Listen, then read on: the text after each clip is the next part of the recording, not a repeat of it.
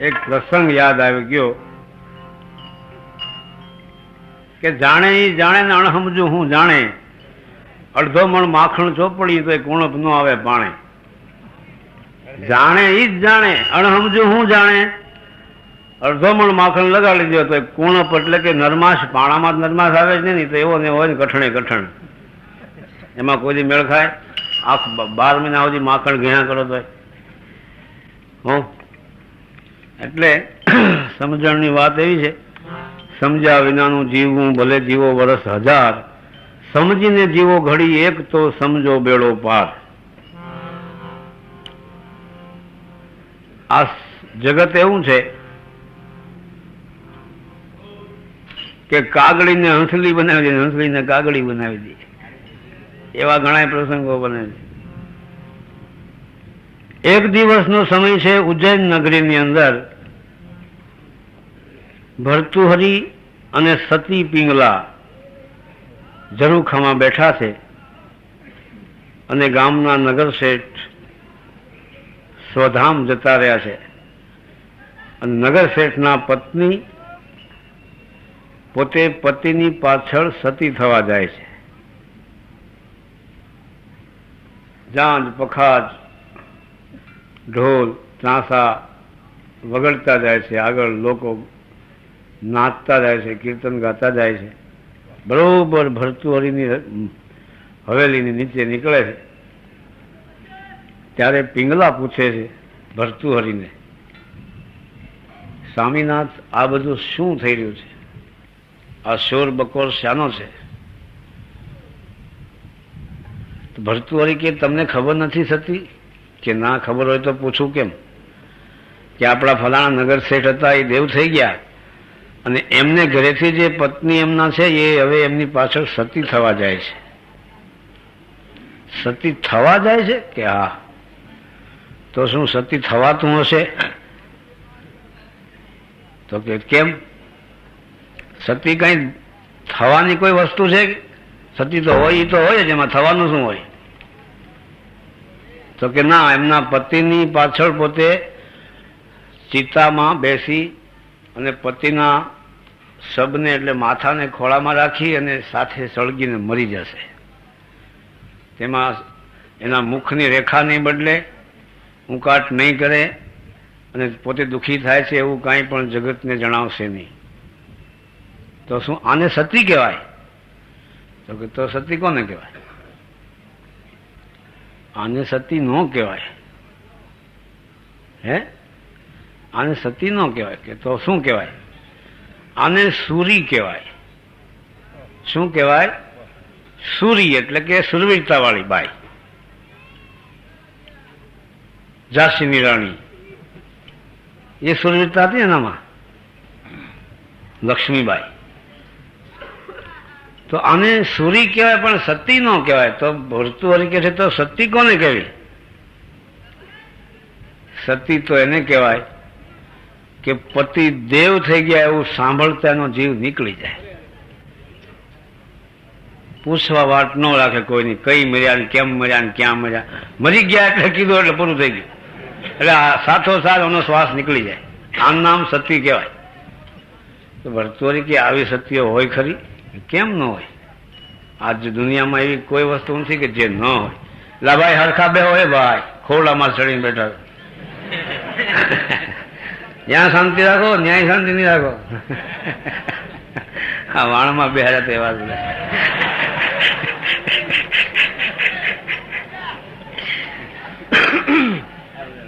ઊંધું નાખતા ને ક્યાંક.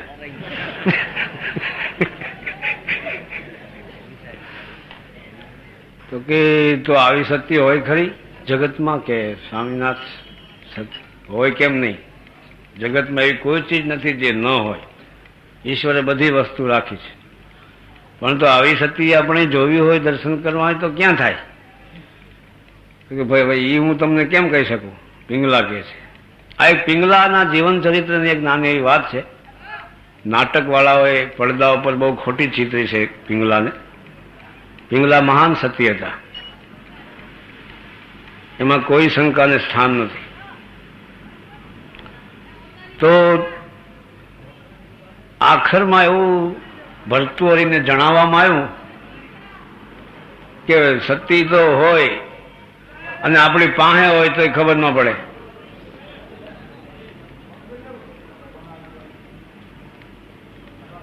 એટલે મતલબ કહેવાનો એમ થયો કે હું પણ એક સતી છું. આડકતી રીતે ભરતુહરીને સમજાવવામાં આવ્યું. ભરતુહરી કહેતો જોશું, મનમાં વિચાર કર્યો કે આ તો ભાઈ આપણા ઘરમાં જ દર્શન થાય હું સતીના, હવે બીજી આગળ હું કામ ગોતવા જાઉં. મગજમાં વાત રાખી. મહિનો, 2 મહિના, 4 મહિના, 6 મહિના થયા. શિકાર કરવા જાય છે. શિકાર કરવા જાય છે ત્યાં સાથે વિક્રમાદિત્ય એમની સાથે હોય છે, નાના ભાઈ. પરદુખ ભંજન વીર વિક્રમ જેને કહી છે એ ભરતુહરીના સગા ભાઈ છે. જો જોડી કેવી ભગવાને બનાવી છે, આ ભરતુહરી જો, વિક્રમ જો. એટલે આ કોડા આ શિકાર કરવાને બાને જાય છે ભરતુહરી અને વિક્રમાદિત્ય. જંગલમાં ખૂબ આગળ નીકળી ગયા. પછી ભરતુહરીએ વિક્રમાદિત્યને બોલાવીને કીધું કે ભાઈ તારે એક કામ કરવાનું છે. કે શું? કે અહીંથી તું ઘરે જા,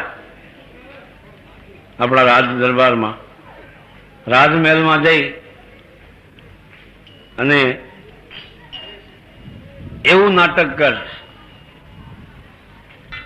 કે પિંગલાને એમ નક્કી થઈ જાય કે હું મરી ગયો છું એમ.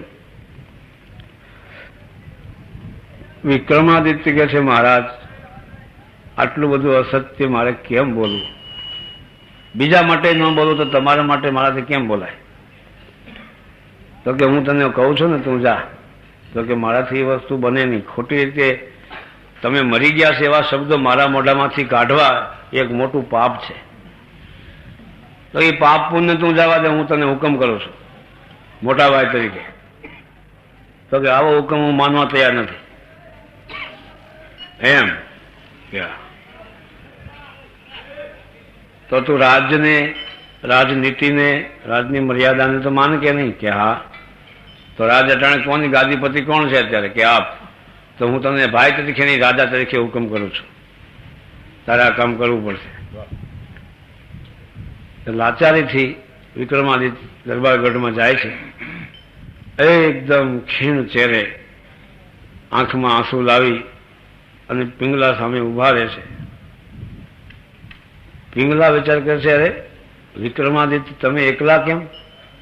તો કે માતાજી કાંઈ પૂછોમાં છે શું? તો કે છે જે છે તે છે, હું કાંઈ કહેવા જેવું. અરે પણ શું છે વાત કર. તો કે માતાજી કાંઈ વાત કરવા જેવી નથી. એટલે પણ નથી એમની, જે હોય તે વાત કર, મોડું કરમાં. શું છે હકીકત? જે સત્ય હોય કહી દે. કે તમે, હું અને મારા મોટા ભાઈ શિકારે ગયા, ખૂબ આગળ જંગલમાં નીકળી ગયા. એમાં એક શેરનો ભેટો થયો, સિંહનો. મારા ભાઈએ તીર તો માર્યું પણ તીર ફેલ ગયું, લાગ્યું નહીં, અને સિંહે એના ઉપર હુમલો કરી. અને પછી મારા પાસે શબ્દો નથી, બોલાય એમ નથી મારાથી. એવી પરિસ્થિતિ થઈ અને મારા ભાઈ હે કરતા પિંગલાના પ્રાણ નીકળી ગયા. પ્રાણ નીકળી ગયા, ઢગલો થઈ ગયા. દેશી વૈદ્યોને બોલાવ્યા, તપાસ કરી કે ભાઈ આમાં કાંઈ છે નહીં. એ તો ગયા. ઓહો, જ્યાં ભરતુહરી આવે છે, જોવે છે, અને પછી એના પસ્તાવાનો કાંઈ માપવાની કોઈ વસ્તુ નથી કે એને કેટલો એને દુઃખ થયો છે, કેટલો પસ્તાવો થયો છે, કે પોતે નિમિત્ત બન્યા. બસ ત્યાંથી એક શબ્દ નીકળી ગયો એના મોઢામાંથી, પિંગલા, પિંગલા, પિંગલા, પિંગલા. બીજી કોઈ વાત નહીં. શમશાન યાત્રા ગઈ. લોકો સમજાવી સમજાવીને થાકી ગયા કે મહારાજા આ તો શરીર છે, દરેકનું એક દિવસ પડવાનું છે, અને બે ભીતો એક સાથે કોઈ પડતી નથી. આમ તેમ બધું કીધું પણ આના મગજમાંથી વાત નીકળે નહીં.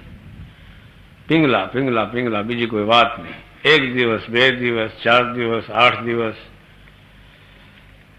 9 દિવસ થયા.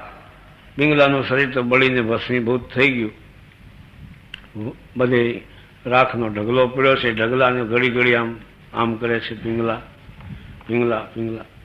દાઢી વધી ગઈ છે, વસ્ત્રનું ઠેકાણું નથી, ખાવા પીવાનું ભાન નથી, એક જ જેને રટણ છે, પિંગલા. એ સમયે સોરઠમાં સિદ્ધ ક્ષેત્ર ગિરનાર પર્વત ઉપર નવનાથ બિરાજે છે. મચ્છેન્દ્રનાથ ગોરક્ષનાથજીને હુકમ કરે છે કે હવે તમે જઈ ઉજ્જૈન જઈ અને ભર્તૃહરિને ચેતાવો. પોતે સમાધિમાં જોયું કે આ સ્થિતિ છે. ઋષિ મુનિઓમાં શું શક્તિ હતી, ભજન બળમાં શું શક્તિ છે, એનું પ્રમાણ છે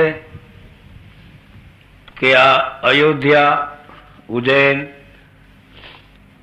આ બધી જે નગરીઓ છે એ પૃથ્વી ઉપર છે ને, પણ મહાપુરુષોએ તો પૃથ્વીથી બહાર ચંદ્રલોક સુધીની તપાસ કરી દી અહીં બેઠા બેઠા. આ શક્તિ ભજન બળમાં છે. એટલે મોરાર સાહેબે એક ભજનમાં નથી કીધું, ચકવી રહેન પરે જબ રોવે. અહીંથી કેટલા યોજન ચંદ્રમાં પૃથ્વીથી દૂર છે એ પોતે વાણીમાં કઈ બતાવ્યું છે કે 2 લાખ યોજન ચંદ્ર હે દૂરી. પૃથ્વીથી 2 લાખ યોજન ચંદ્રમાં દૂર છે.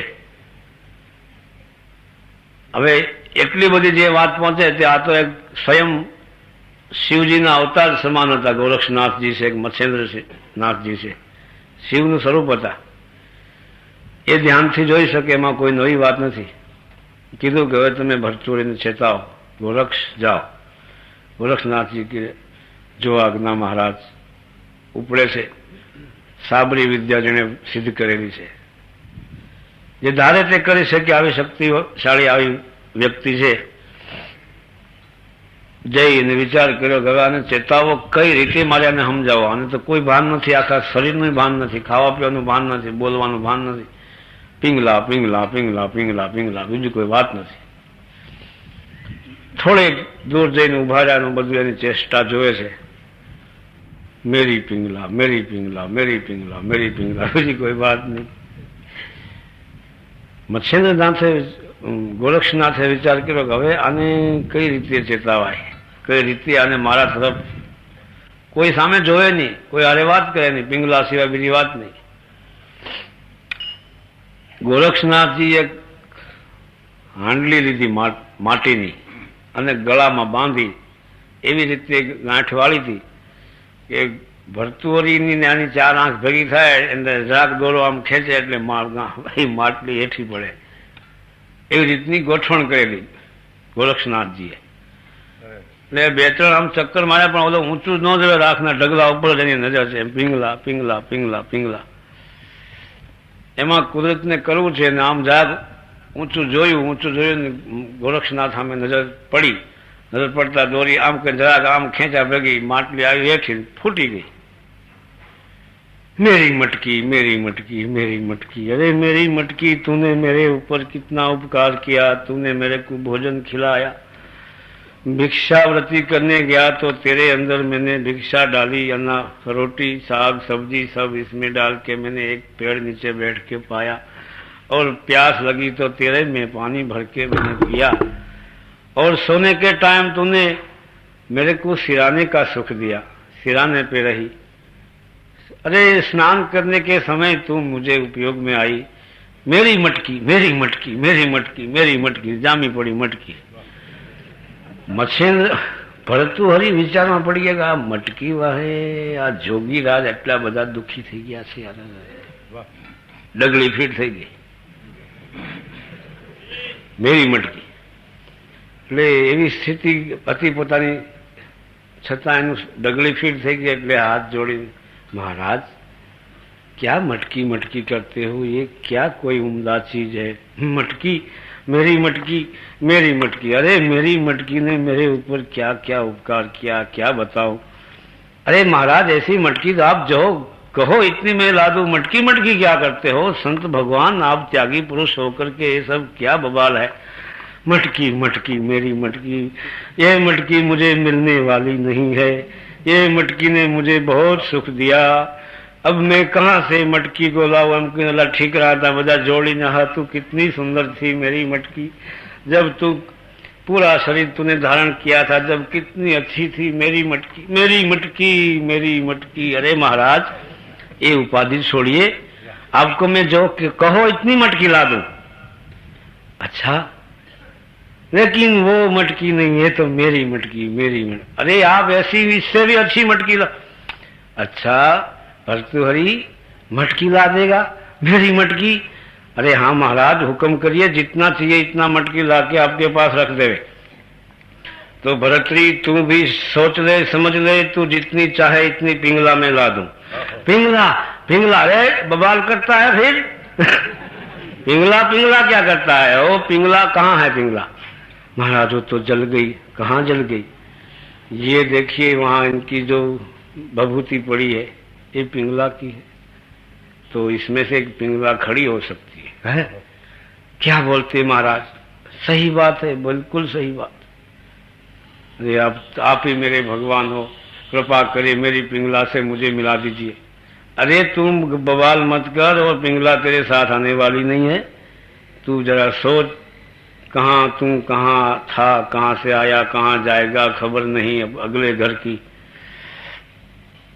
लेकिन मेरे को पिंगला, अच्छा तो ये विभूति पिंगला की है? हाँ महाराज।